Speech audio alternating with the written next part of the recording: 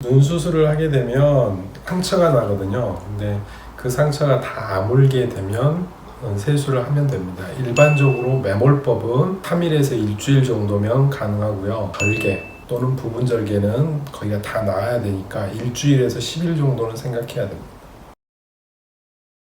상처에 물이 들어갈 수 있느냐 없느냐로 나눌 수 있는데, 상처가 안 나았더라도 우리가 머리를 뒤로 감을 수 있다면 미용실에서 그건 언제든지 감아도 되는 거고요. 우리가 일반적으로 집에서 혼자 감을 때는 세안하는 거하고 비슷하다고 할 수 있죠.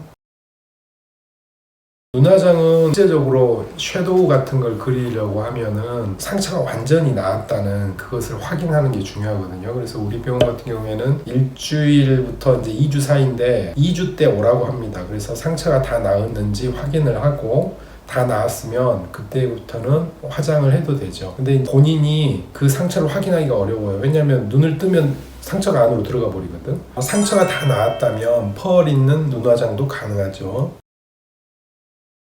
피멍은 멍의 크기에 달려 있어요. 멍이 작은 거는 일주일에서 2주 정도면 빠지게 되는 거고, 멍이 훨씬 더 크다. 크면 클수록 더 오래 갑니다. 아주 크다면 한 달까지도 갈 수 있겠죠.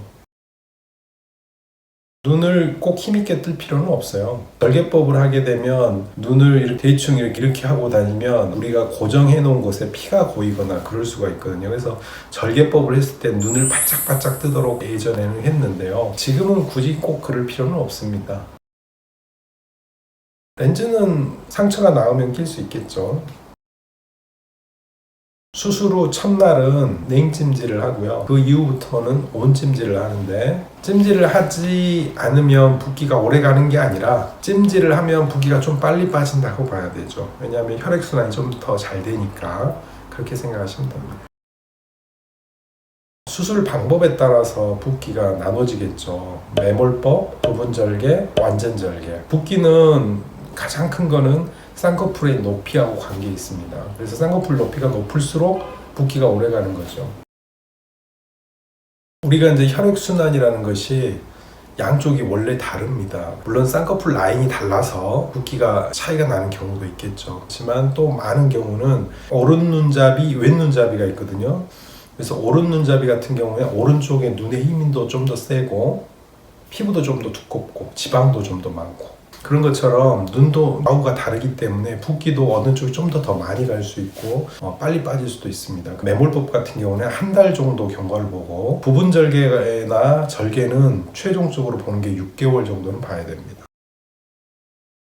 수술 후 한 달째라면 그게 저녁에 본 거라면 그 정도 간다고 보면 됩니다. 그렇지만 6개월 정도 지날 때까지는 조금은 더 빠지게 됩니다.